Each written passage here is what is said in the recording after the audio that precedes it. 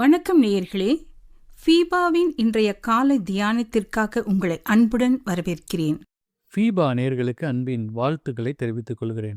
இந்த நாளிலும் மார்க் எழுதின சுவிசேஷம் 7வது அதிகாரம் 24வது வசனத்திலிருந்து 37வது வசனம் வரைக்கும் நாம் தியானிக்க இருக்கிறோம். ஏற்றுக்கொள்ளும் ஆண்டவர். ஏற்றுக்கொள்ளுதல் எல்லாராலும் விரும்பப்படுவதும் எதிர்பார்க்கப்படுவதும் ஆகும். பொதுவாக மனிதர்கள் அந்தஸ்து, தரம், நிலைமை இவைகளை பார்த்து ஏற்றுக்கொள்வதால் அநேகர் ஏற்றுக்கொள்ளப்படாதவர்களாக இருக்கின்றனர். ஆண்டவர் எப்படிப்பட்டவைகளை ஏற்றுக்கொள்கிறார் என்று நாம் இந்த பகுதியிலே பார்க்கலாம். முதலாவதாக, புறக்கணிக்கப்பட்டவரை இயேசு ஏற்றுக்கொள்ளுகிறார். இயேசு உலக இரட்சகர். உலக மக்கள் அனைவருக்காகவும் சிலுவை மரணத்தை ஏற்றார். மார்க் எழுதின சுவிசேஷம் 7வது அதிகாரம் 25வது வசனத்திலிருந்து நாம் வாசிக்கும்போது, இங்கே ஒரு கிரேக்க பெண் ஆண்டவரிடம் வருகின்றாள். முதலாவது அவளிடத்திலே காணப்பட்டது விசுவாசத்துடன் கூடிய வேண்டுதல். தனது மகளுக்கு சுகம் வேண்டும், ஆண்டவர் என்னை ஏற்றுக்கொள்வார், பதிலளிப்பார் என்ற விசுவாசத்துடன் வந்து வேண்டுதல் செய்தாள். விசுவாசத்துடன் கேட்கும்போது நாம் பெற்றுக்கொள்கிறோம். இரண்டாவது, சோர்ந்து போகாத விசுவாசம். பிள்ளைகளின் அப்பத்தை எடுத்து நாய்க்குட்டிகளுக்கு போடுவது நல்லதல்ல என்ற வார்த்தையை கேட்டும் சோர்வுக்கு அவள் இடம் கொடுக்காமல், துணிக்கைகளை தாருமே என்று விடாப்பிடியாய் விசுவாசத்துடன் கேட்டாள். மூன்றாவது, பாராட்டப்பட்ட விசுவாசம். ஆண்டவர் அவளின் விசுவாசத்தை பார்த்து மகளுக்கு சுகம் அருளினார். உன் விசுவாசம் பெரியது என பாராட்டினார். விசுவாசத்தினால் ஆசீர்வதிக்கப்பட்டாள். இந்த விசுவாசம் குறிப்பிடத்தக்க சிறப்புடையதாகும். உடனடியாக தொலைதூரத்தில் இருந்த சிறுமியை குணப்படுத்தி அவளுடைய விசுவாசத்திற்குரிய பரிசை வழங்கினார். அந்த பெண் வீடு திரும்பிய போது அவளுடைய மகள் பரிபூரண குணமடைந்திருக்கிறதை அவள் கண்டாள்.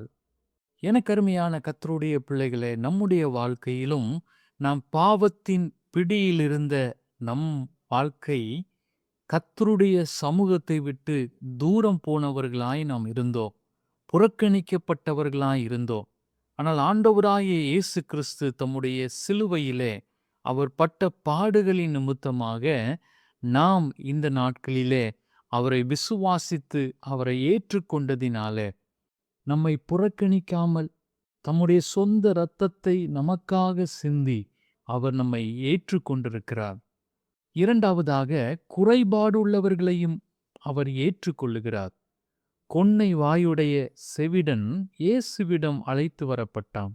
வாயும் பேச முடியாது, காதால் கேட்கவும் முடியாது. அவனுடைய குறைபாடுகளை பெரிதுபடுத்தாமல் அவனை ஒரு மனிதனாக ஏற்றுக்கொண்டார். அவனை தனியே அழைத்து சென்று ஆண்டவர் உமிழ்ந்து அவனுடைய நாவை தொட்டார். அவன் எதினால் பாதிக்கப்பட்டான் என்பது ஆண்டவருக்கு தெரியும். தனது குணமாக்கும் கரத்தினால் அவனை அன்புடன் அழைத்து பாசத்துடனும் பரிவுடனும் தொட்டு சுகப்படுத்தினார். அவனுடைய செவிகள் திறக்கப்பட்டு நாவின் கட்டும் அவிழ்ந்தது. அவருடைய செயலை பார்த்து மக்கள் ஆச்சரியப்பட்டனர். சமுதாயம், குடும்பம், திருச்சபை போன்ற எல்லா இடங்களிலும் ஏற்றுக்கொள்வதில் அநேக பாகுபாடுகள் உள்ளன. அவைகள் நீங்க வேண்டும். மனிதனை மனிதனாக ஏற்றுக்கொள்ள வேண்டும். எனக்கருமையான தேவனுடைய பிள்ளைகளே, புறக்கணிக்கப்பட்ட நம்மை ஏற்றுக்கொண்ட ஆண்டவர், குறைபாடுகளுள்ள நம்மை ஏற்றுக்கொண்ட ஆண்டவர், பிறரை நாம் எந்த அளவுக்கு ஏற்றுக்கொள்வதிலே நாம் முயல்கிறோம் என்பதை நாம் சிந்தித்து பார்க்க அழைக்கப்படுகிறோம். ஆண்டவரே, நீர் எங்களை ஏற்றுக்கொண்டது போல நாங்களும் ஒருவரை ஒருவர் ஏற்றுக்கொள்ள எங்களுக்கு உதவி செய்யும் என்று கர்த்தரிடத்திலே நாம் கேட்கும்போது நிச்சயமாக நாம் பிறரை ஏற்றுக்கொள்ளக்கூடிய கிருபைகளை நம் ஒவ்வொருவருக்கும் அவர் தர சித்தமுள்ளவராயிருக்கிறார். கர்த்தர் தாமே இந்த வார்த்தைகளை உங்களுக்கு ஆசீர்வதிப்பாராக. ஆமென். இன்றைய காலை தியானத்தில் பங்கேற்றமைக்காக நன்றி. உங்களது கருத்துக்களை பகிர்ந்து கொள்ளவோ மேலும் விவரங்கள் அறிந்து கொள்ளவோ 9458585042 என்ற எண்ணிற்கோ அல்லது info@fibaonline.org தொடர்பு கொள்ளவும். தேவன் தாமே உங்களை ஆசீர்வதிப்பாராக. ஆமேன்.